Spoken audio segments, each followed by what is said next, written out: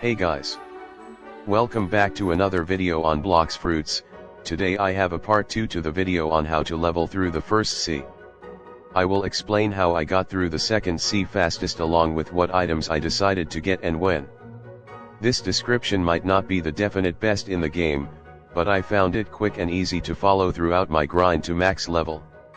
This video will follow the leveling from 700 to 1500, so I may go back to the first sea to level a bit.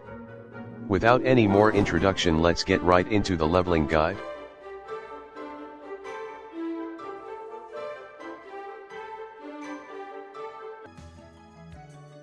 So when I first entered the second sea, I actually didn't grind any of the enemies in it, as most of them were too spread out and slower to get to. Instead of grinding 700 to 775, I skipped all of the NPCs including Diamond lastly, and instead just grinded 75 levels on Cyborg back in the first sea. I did this because the NPCs and Diamond were too spread out to grind quickly, and Cyborg still gives a good amount of XP from defeating. Server hopping is still best strategy for gaining XP.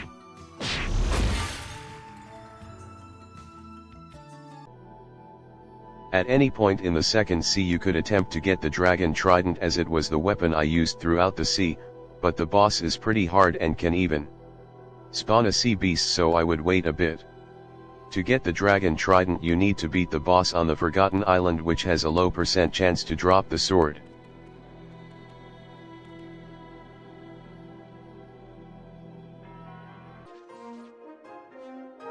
After getting to level 775, head back into the second sea, go over to the Swan pirates and grind them until you get to level 850.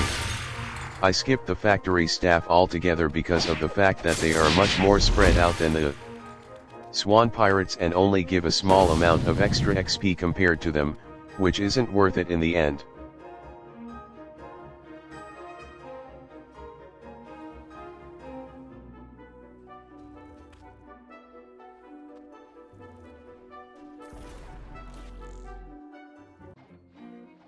Once you get to level 850, the Bartolo quest would open, and I would recommend doing that along with talking to the scientist on the plant island to get race V2.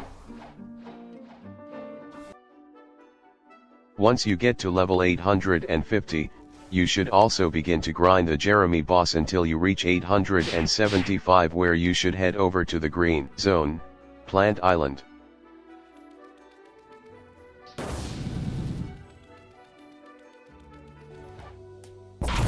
Once you get to the green zone, begin fighting the marine lieutenants until reaching level 900. Here, instead of just fighting marine captains, also make sure to alternate between the lieutenants. I did this to allow one side of the NPCs to respawn as you take down the other side, which is much more efficient than waiting for certain NPCs to spawn.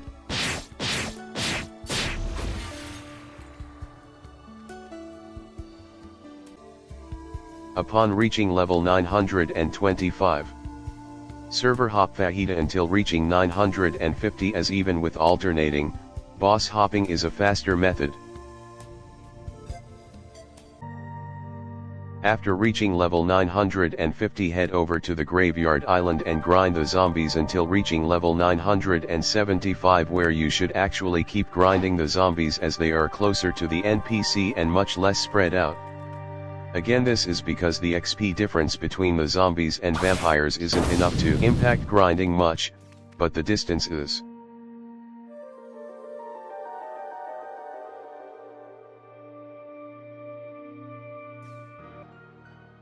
Upon reaching level 1000, many abilities are unlocked, with the first being access to Swan's room, after you donate the NPC in his house a fruit above 1,000,000 belly in worth. Defeating Swan gives a 2% chance to get the Swan glasses, which is widely considered the best accessory in the sea. However, the boss is hard, so I would advise you to get help in the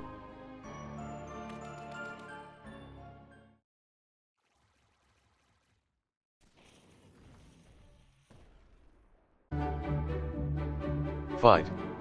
Also, when you reach level 1000 you can unclock race V3 under the platform where Diamond is.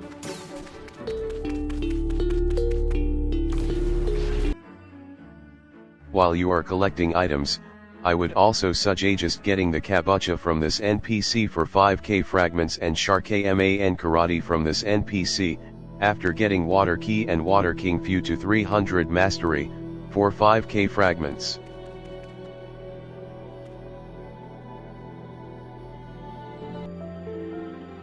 After reaching level 1000 you should also head over to the ice island where you grind all of the NPCs in order throughout the 100 levels on that island, alternating once you reach the second set of them to speed up the process.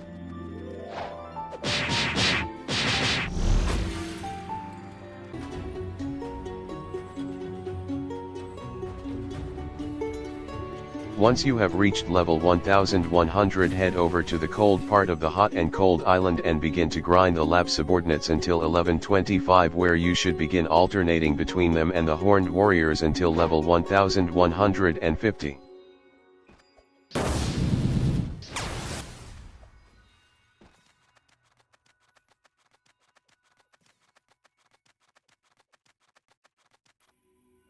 Once you reach level 1150, begin server hopping the Smoke Admiral until level 1200, skipping the Magma Ninjas as they aren't worth the slightly more XP compared to a boss.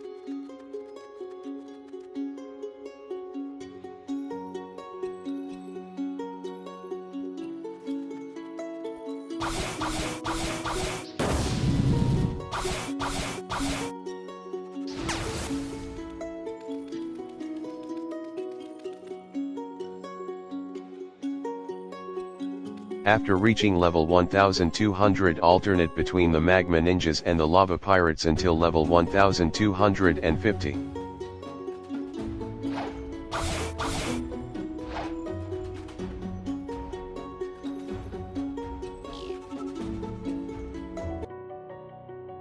Upon reaching level 1250, being fighting the ship deckhands until reaching level 1275, where you will fight the ship engineers. Fight the ship engineers until level 1300 and then move on to the stewards and fight them until level 1350, skipping over the ship officers as they are too widespread and too far away from the NPC that gives the quests.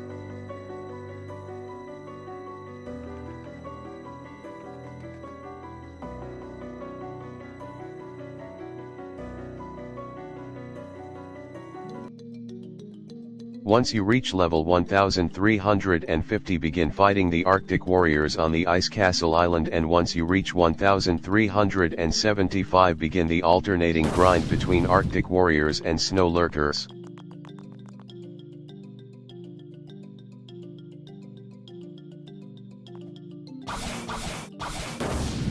Once you reach level 1400, begin farming the Ice Admiral until 1450, where you will head over to the Forgotten Island.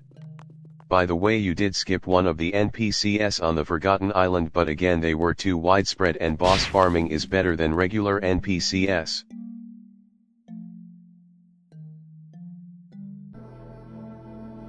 Once you have gotten to the Forgotten Island, you must head to the water fighters and grind them until 1475, where you will take on the boss of that island until making it to level 1500 and heading off to the third sea.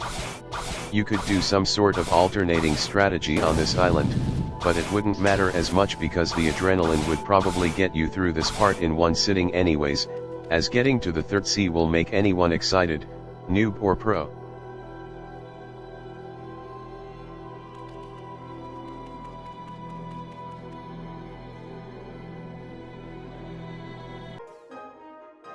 The weapons and strategies I included throughout this video were actually what I used and got and when throughout the game, so the suggestions I made in his video were all actually things that I did throughout my grinding journey.